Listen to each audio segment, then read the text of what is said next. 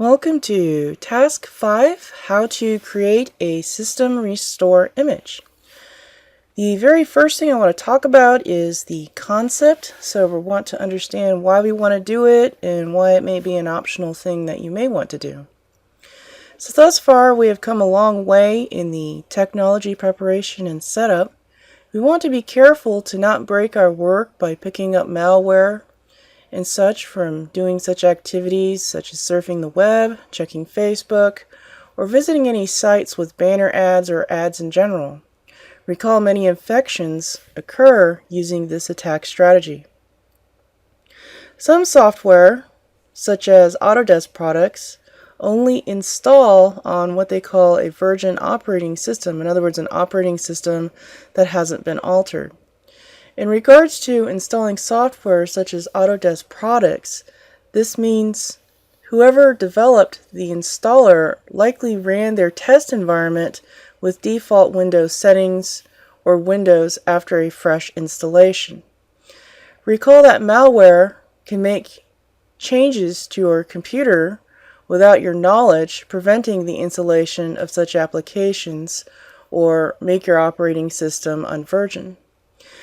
We have a lot of applications we will need to install, so one might be thinking, is there a way I can save my work up to this point so if I mess up, I can revert back to a previously saved version without having to start over?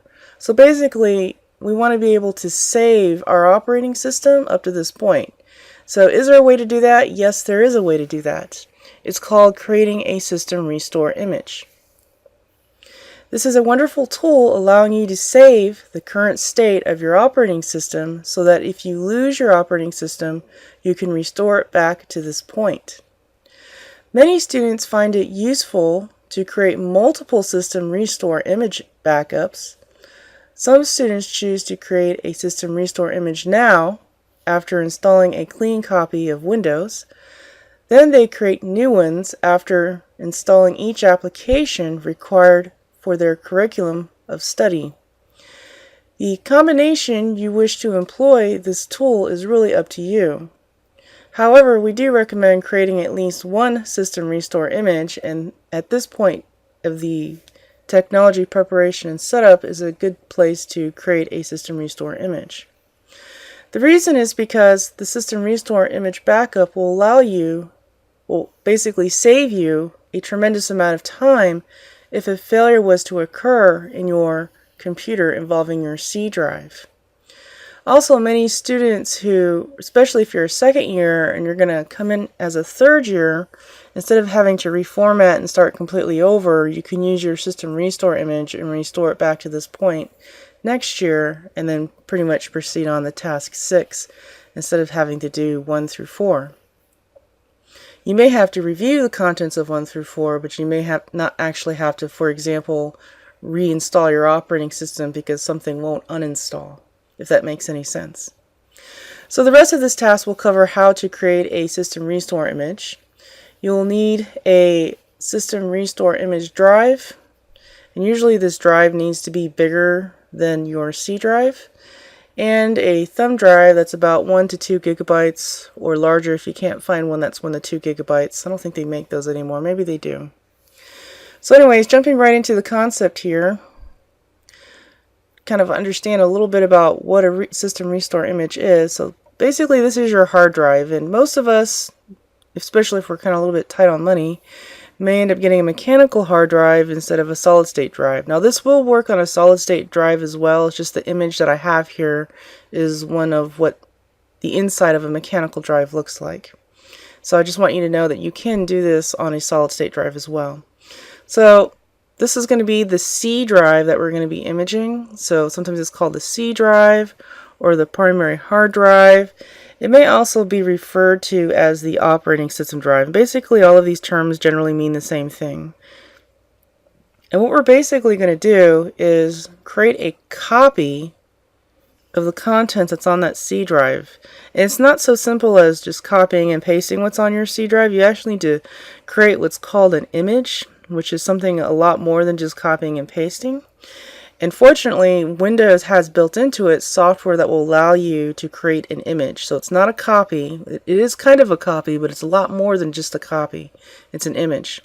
So once you create that copy and it gets stored on an external hard drive, or if you have a secondary drive in your machine, well, what I recommend doing is storing it on a external hard drive in case your machine, takes a surge or something, you don't lose that image. So once you have that copy, you kind of set it off to the side. So usually it's an external hard drive. You pack the external hard drive back in its, the box that it came shipped in, so it stays, dry, it stays safe, doesn't get damaged because it usually has packing foam in there. And then this backup drive, or this restore image, so sometimes it's called a restore image. Sometimes you may call it a copy of your operating system, or it could be called a backup. So it'll have several terms. So let's just say now your primary hard drive or your C drive fails. So there's lots of things that can happen here. For example, a mechanical failure, a factory defect, or it gets eaten up by a virus. For whatever reason, you either have to reformat or reinstall the operating system.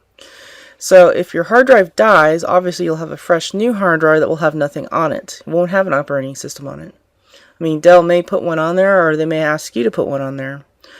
Or the second instance, or scenario may be your operating system gets infected by a virus and you have to reformat it.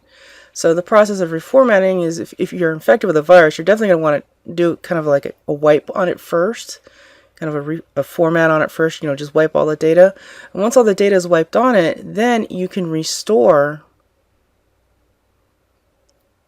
your operating system by using that restore image.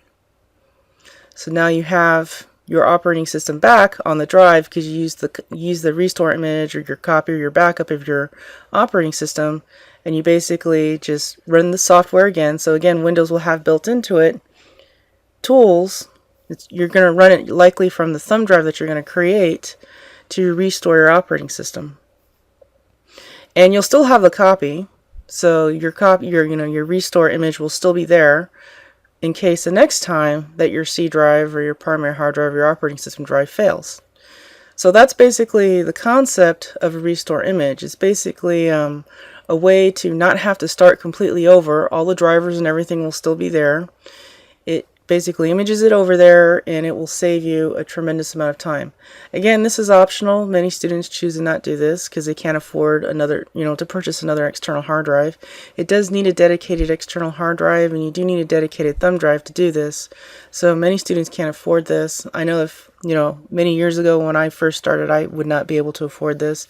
I would probably have to pretty much start over from scratch.